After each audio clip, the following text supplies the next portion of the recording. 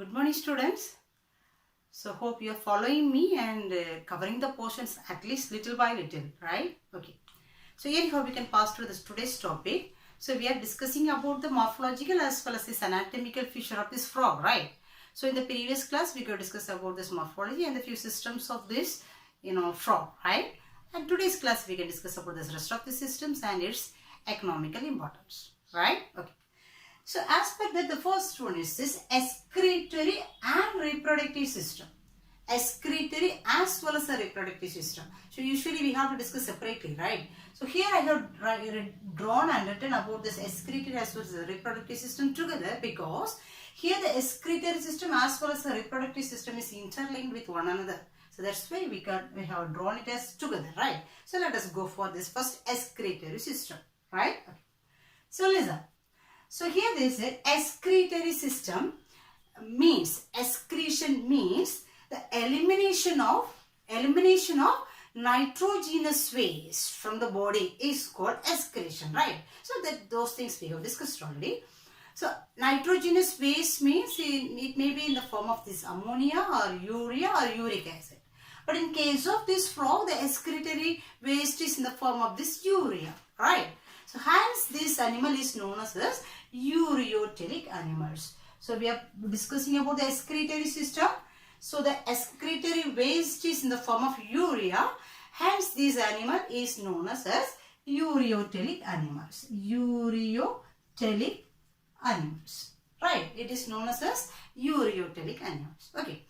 And this excretory system consists of what are the regions? Listen, organs. So the excretory system consists of pair of kidney, pair of ureter and the urinary bladder, and the common opening is called cloaca, right? So pair of kidney and pair of ureter, urinary bladder as well as this cloaca, cloacal aperture, hole opening, right? So here this kidney type they said is a mesonephric kidney. Mesonephric kidney. Mesonephric. What do you mean mesonephric? Already we have said there is three forms of this kidney. It is pronephric, metanephric as well as mesonephric. Right? So mesonephric means this is well developed as well as permanent kidney. So those kidneys we could say as mesonephric type. So in case of this frog, it's mesonephric kidney. Understand? Okay, now we can come to this excretory system.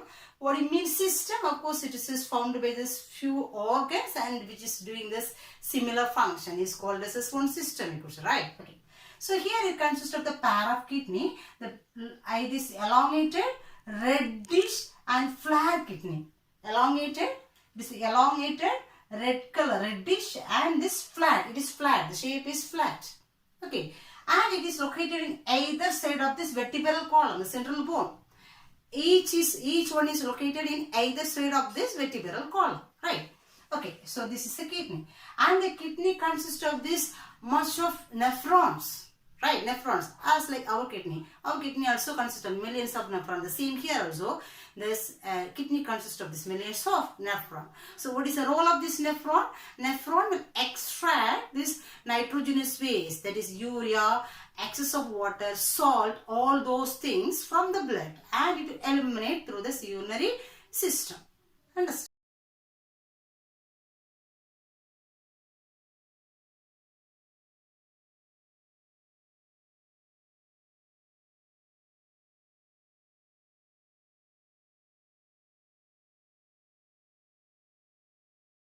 All those things, salt, all those things will come as this through this ureter. So ureter is a slump tubule which is arising from this kidney. Okay.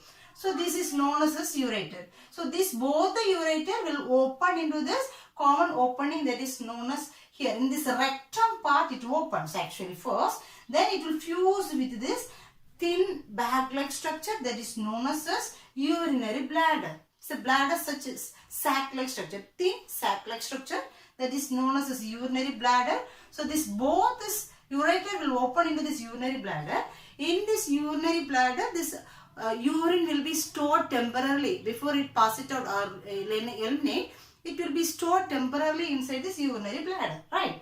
Then afterwards, when it is getting tendency to eliminate it, this one, it will be coming out through this opening that is known as cloacal aperture. Cloacal aperture. Have you got? So that's all about this excretory system. So the excretory system consists of this pair of kidney, right? Pair of kidney, then pair of ureter, then urinary bladder. Urinary bladder. So the excretory waste is in the form of urea, hence it is known as ureotelic animal. So this kidney type is mesonephric kidney, right? So the excretory system is similar for both male and female. Here also the same here, kidney. Understand? Here the pair of kidney, but I have drawn the ovary in one side, but pair of kidney is there, right? Pair of kidney, ureter, urinary bladder, and this cloacal aperture. Everything is same for both male and female. Understand? Now we can discuss about this reproductive system. Okay, so excretion over. Let us come to the reproductive system. First we can discuss about this male reproductive system. Right? So listen. Suppose we know what is a major organ for reproductive system for male. It is testes. Right? So here also this frog consists of the pair of testes. So listen. So it consists of pair of testes. Male reproductive system consists of the pair of testes. And what is the role of this testes? Of course, it is producing the gamete known as the sperm cells, right? So it is producing the gamete sperm cells. So these sperm cells has to be, sent out. It has to be sent out, but through the same, tubules, ureter. That's why it is attached to each other. Listen. So this is a pair of kidney. This kidney is actually, it is located above, pair of testes. This pair of testes is located on the kidney.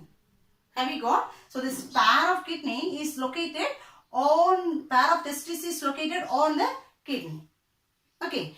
With the help of one muscle is known as mesochium. So listen.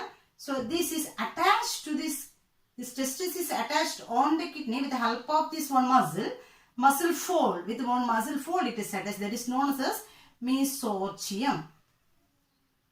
Mesochium. Okay. One side it is attached on the kidney and upper side it is attached on the dorsal wall of this animal. Have you got? And one side it is attached on the dorsal wall, another side it is attached on this kidney. Okay. So this with the help of the muscle that is known as mesochium. Have you got? Okay. Then of course this is producing this in a sperm cells now. This sperm cell is taken inside this kidney. So this sperm cell is taken inside this kidney. So who will take these sperm cells inside? With the help of the small tubules that is known as vas efferents. Have you got? Vas efferents. Okay, vas efferents. So this reddish color vas efferents tubule is taking these sperm cells inside this kidney. Okay. So from the kidney it is taken through the ureter. Already urine also coming along with this, through this ureter. So the same way only the sperm cells also has taken. Understand? So the sperm cell also are coming through this ureter and it will come to this, cloacal region. From the cloacal region through the cloacal aperture it will be sent out. Actually the fertilization is external fertilization, right? Have you got? So pair of testes is there. Testis is attached on the wall of this kidney. One side it is attached on this dorsal wall of this frog, and this is producing the sperm cells. The sperm cell is through this vas efferents, it is taken into this kidney. From the kidney it is coming through the ureter and it will open into the cloacal region. Through the cloacal aperture it will send out. Have you got? Okay. That is about this male reproductive system. Okay. We can come to the female reproductive system. Female reproductive system consists of pair of ovary, right? So this we can mention as a pair of ovary, right? This is the kidney. Actually, both two kidneys, a pair of kidneys there, but to explain, one side I have drawn the kidney, another one side I have drawn the ovary, right? Okay, so here this is the kidney and this is the ovary, but both the sides kidney will be there, both the sides ovary also will be there. Have you got? Okay. So listen, what is the role of this ovary? Of course, it is producing this gamete known as ovum, right? So this and ovary is producing the ovum. Listen here.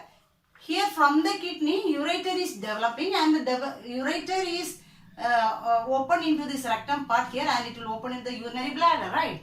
Then, but in case of this female, it is unlike this male. Male, what will happen? This testis is leaving these sperm cells into the kidney, and this urine as well as the sperm cells both is coming through the same tubule, like through ureter, right? But not like this female.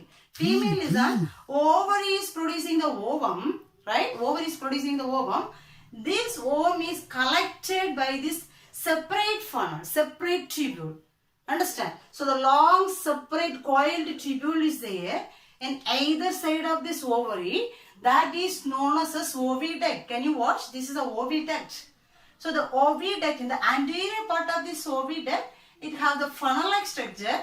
It is capable to collect this ovum. So the funnel-like structure is known as oviducal funnel. Oviducal funnel.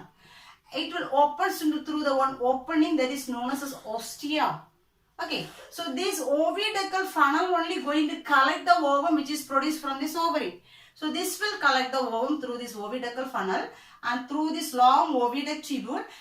But the same part it will open, but it's a different opening. Have you noticed? So this is the opening. This is the opening for oviducal funnel.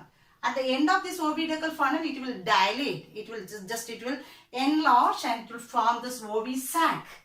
Okay, this part is known as the ovi sac. In this ovi sac region, this egg will be stored, temporarily. Temporarily it will be stored, and when it has to release, until it releases it into this water, right? So this in this part it will be temporarily stored. Okay, can you notice? So this is a separate opening. Oviducal opening is separate. Meanwhile, ureter opening is separate. So this ureter opening internally it will open into this urinary bladder. This is a urinary bladder. So in this urinary bladder, this urine will be left temporarily and it will be eliminated. Okay. The same here also, but it is a separate tube and the separate opening. It is not mixed inside this excretory system. Separate opening is there. So in this ovi sac region, this egg will be stored and it will be eliminated or send it out through the cloacal aperture. So sending out, the elimination process to hold is same for excretory system as well as for reproductive system. So through this cloacal aperture, both urine as well as this ovum will be sent out. Have we got? So that's all about this female reproductive system. That's why we said, so but in male both is coincide each other, but in female separate tubule is there, but it is a releasing part is same. Have we got? So that's all about this excretory system as well as this male and female reproductive system. Okay. Now we can come. So once anyway it is over, right? It is leaving these gametes into the water. Of course we know egg is going through this, frog is passing through the same many stages, right? So first of all we could say the sperm cell and the egg cell is left into the water. So it will fuse together. So the fertilization process is going on. So after fertilization it will become as a zygote, right? So if you see this metamorphosis, the life cycle of this, this frog is known as metamorphosis, right? Metamorphosis. So the life cycle is known as metamorphosis. Metamorphosis. So first the zygote will be formed. So zygote will be formed, right? So after the zygote grow for the growth. So immediately after few days, it will hatch out as a larva. What is the name of this larva? The name of this larva is tadpole, right? So it will become as a tadpole larva, right? So this tadpole larva again, it will, since it is spending its life entered inside this water, right? So of course it is breathing through this gills. So it will produce this 3 pair of gills. So it will produce a 3 pair of gills. Okay. Then it is breathing through with the help of these gills. Then afterwards what will happen? It is passing through this metamorphosis, which means it is growing, right? So it is passing through the stages. So we could say it is developing as first it will produce an external gill, then it will produce an internal gill. Then it will produce a limbs, right? So limbs will be produced. Then after production of the limbs, when it is producing these limbs, and then it will produce the lungs. When it is producing the limbs and lungs, this tail as well as its gills will disappear. Have you got? So when it is producing the limbs and lungs, of course we can understand it is getting ready for this terrestrial habitat. Okay. So meanwhile what will happen? This tail as well as this gills started to disappear. So the tail and this gills will disappear. It will disappear. Okay. Then it will become as an adult frog. So the adult frog respires through these lungs and the help of this skin also, and it started to breathe its air. Then it will become as a carnivorous animal. It will come on the land, it will become as a carnivorous animal. Understand? This is all about this life cycle. Okay. Understand? Fine. So let us go for the next system. It's a nervous system, right? So what do you mean nervous system? It is, otherwise we could say it is a coordinating system also, right? So it could coordinate with the body functions. That is known as a coordination system. So with the help of, so this nervous system or coordinating system consists of the major organs is brain and the spinal cord, and from this there is throughout the body the nerves will be developed and it is supplied everywhere throughout this body. Okay, so that's why we could say it is controlling the body functions. Okay, so now let us see about this nervous system of this frog, right?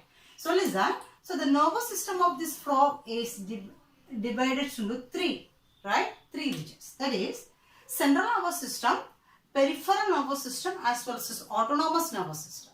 Central nervous system, peripheral nervous system as well as autonomous nervous system. So central nervous system is a central region, is a major region, right? So the central nervous system includes brain as well as the spinal cord. Have you got? So central nervous system includes this brain and spinal cord. Okay. And peripheral nervous system means the nerves which is arising directly from the brain and directly from the spinal cord. Right. So that is known as peripheral nervous system. PNS means peripheral nervous system. Okay. So which means the nerves arising from the brain and the spinal cord. So here the nerves which is arising from the brain is known as cranial nerves. Cranial nerves means the nerves arising from the brain. So they said there is a 10 pair of nerves. 10 pair of nerves is arising from the brain. So that is known as cranial nerves. Okay. The same 10 pair of spinal nerves is arising from the spinal cord. So the nerves which is arising from the spinal cord is known as the spinal nerves, that also 10 pair. Okay. So this will branch and it will be supplied throughout the body everywhere. Okay. So that is about this peripheral nervous system. Okay.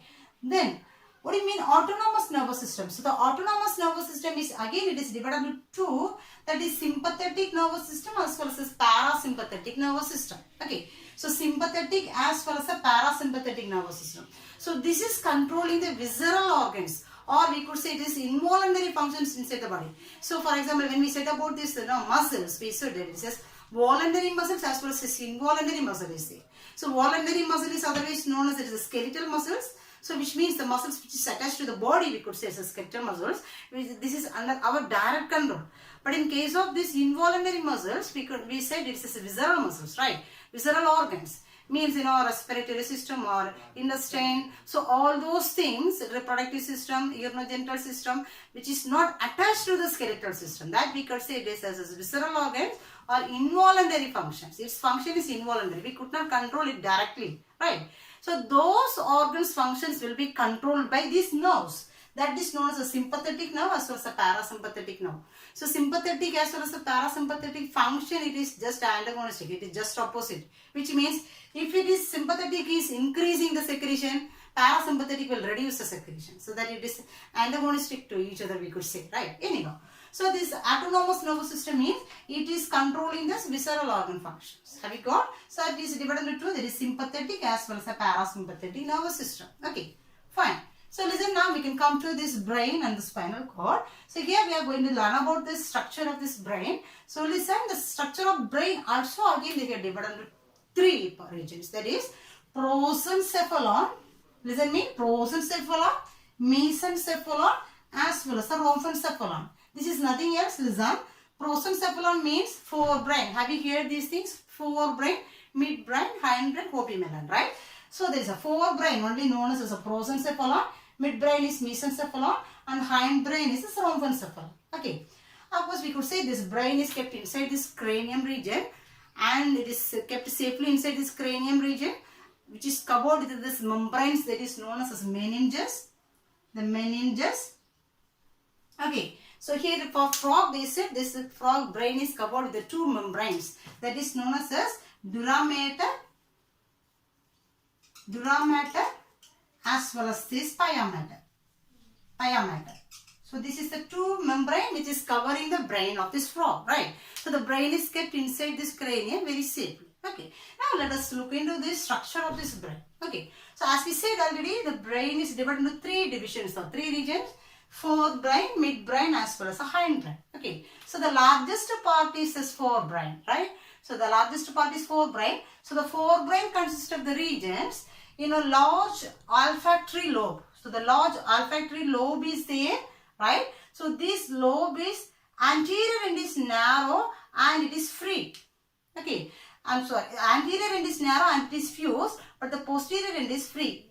Have you got? Okay, and this part, so this forebrain consists of olfactory lobe and this posterior end is known as the cerebral hemisphere. Okay, then it is end with this diencephalon. So the forebrain consists of olfactory lobe, cerebral hemisphere, as well as a diencephalon. Okay, so this olfactory lobe is this long lobe and its anterior end is narrow and it is fused, but the posterior end is free. Have you got? Okay, and this wide part, our posterior region is known as cerebral hemisphere, and this at the end there is this diencephalon. Okay, inside this olfactory lobe, they said it consists of one cavity. Inside this olfactory lobe, one cavity is there.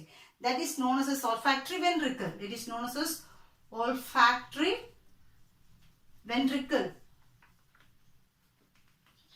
Ventricle means cavity. So the cavity which is present inside this olfactory lobe is known as olfactory ventricle. Okay, so that's all about this forebrain. Okay, and we come to the hindbrain region. So the hindbrain consists of two large oval shaped lobes. Oval shaped lobe, that is known as so two large oval shaped lobe. That lobe is known as optic lobe. So that is belongs to this midbrain. Okay, two optic lobes belongs to midbrain. Then we can come to this hindbrain region. So here also this optic lobe also consists of the ventricle inside, cavity inside. That cavity is known as optic ventricle. Have you got? That is known as optic ventricle. Optic ventricle. Okay, this cavity is filled with the fluid actually. Okay. So inside this optic lobe also there is a cavity. That cavity is known as optic ventricle. Inside this olfactory lobe there is a cavity that is known as olfactory ventricle. Have you got? Okay. And we can come to the hindbrain. The hindbrain consists of these two regions. That is, the largest region is the cerebellum, and this end region, this long tubule, that is known as medulla oblongata. It will end as a medulla oblongata. So cerebellum as well as this medulla oblongata. Okay. So this medulla oblongata is the region where it is connected with this spinal cord. Am I right? So it is connected with the spinal cord. So from here onwards the spinal cord arrives through one hole. Actually this cranium will end. The cranium is there. Along with the cranium in a vertebral column begins. Right? So this junction between, the hole between this cranium as well as the spinal cord is known as foramen magnum. Foramen magnum. So through this foramen magnum hole only this spinal cord moves. So this medulla oblongata, the medulla oblongata end as a spinal cord. So the spinal cord moves through this foramen magnum. It's a hole between this cranium as well as this vertebral cord. Have you got? So through this spinal cord arrives, and from there the nerves will be supplied through this body. Right? So that's all about the structure of this brain. Okay. So finally, let us look into this, the economical importance of this frog. When we say about the economical importance of frog, you may think, what may be the economical importance we could get from this frog, right? Okay, let us see what are the economical importance is there from this frog. The first thing they say, this frog is doing a major role in this food chain. So do you know what is food chain? Of course, it's each and every organism in this world is interdependent with each other, right? So one is depending on another one, the next one is depending on this another one. So it will be like a chain, so that we could say it's a food chain, right? So everything is dependable, right? So here it is, the frog is doing one of the major role in this food chain. So that's why they said it is major thing. They said it is maintaining this ecosystem balance. So it is useful for balancing this ecosystem. So in this food chain, if any one organism is destroyed during this, cause of evolution, it may affect the total food chain. So this is a major thing actually, right? So the frog is useful to maintain the ecosystem balances, right? Okay. And the second one, of course, we know the food habit of this frog. The major food is insect, right? It has a sticky tongue and major food is insect. So it is useful to control, since it is major food for it is useful to control this insect. So it is mainly beneficial for human beings, especially for farmers, right? So it is controlling these insects. So it is one of the major, pest control we could say, because it is eating it, right? And the third one, it is medicinal importance. They are extracting this some anti-aging substances, as well as the substances which is useful to maintain the blood pressure. Okay, so those medicines will be extracted or produced from this frog. So the medicines for blood pressure, blood pressure as well as for anti-aging. Anti-aging means it is preventing this aging. So there is anti-aging. So the anti-aging substances as well as this for medicine to reduce the blood pressure. So those things also will be produced from this frog, right? And the last one we could say in some countries, of course they say it says, USA, Japan. So those regions, frog is one of the major nutritive food. So nutritive as well as this, they said it is, delicious food, since it consists of this lot of protein. So they are they are consuming it. They are eating as one of this major food, right? So they consume as one of this delicious as well as this nutritious food. So this is a major economic importance from this frog, right? And one more thing I have to say about this frog, there is this sexual dimorphism. Sexual dimorphism. So sexual dimorphism means the difference between this male and female frog. So that we have to discuss. So the difference, so there is a little difference is there between this male and female to identify. So one of this difference is this, nuptial bird. Nuptial bird. So this is present for male frog. So the nuptial bird means as we said, the trunk region consists of these two pair of limbs, forelimb as well as a hind limb, right? So in the ventral region of this forelimb, for male, ventral region for forelimb, both the legs, there is in this forelimb region, one swelling will be there. That is known as a nuptial bird, right? This is present only for male, it is absent for female, right? One more thing is vocal sac. Vocal sac. So this is present, this is also present for this male in this, buccal region. So in this buccal region, we could say, buccal region. So this part. So this part, for male frog, one sac will be formed. Like it will swell. During copulation. So during copulation period, this frog used to produce one croaking sound. So the sound used to come from this, vocal sac, this vocal sac region. So this will, attract this female frog for copulation. So that is also both is useful for this, reproduction or copulation process. So these two things is present for this male, but it is absent for female. Okay. So actually we are end of this topic, organ and organ system in animals. So we have completed 2 units. Okay. Thus the second unit, first lesson is this tissue, and the second chapter is this organ and organ system in animals. So 2 units we have covered. Hope you are following me and you are learning something at least little by little. So do it. So especially in this chapter, or we could say, every system from earthworm or cockroach or in frog, every system will be asked as 1 5-mark question. And if we learn as a 5-mark question, of course we could get this 1 mark or 2 mark from the 5-mark question also, right? Okay, then those things.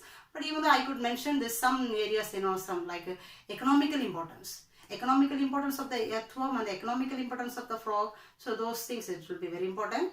And in case of cockroach, we could say this, it is one of the vector, right? It is spreading so many diseases. So why it is known as a vector and what kind of this nuisance that human beings get from this, diseases or get from these cockroaches. So those areas you have to concentrate. And the morphological features and the general information. And especially we could say in every system will be asked as anything will be asked as 5-mark questions. Okay. So please go through the topics and cover the questions, and we can meet in the next class with the next chapter. Fine. Thank you.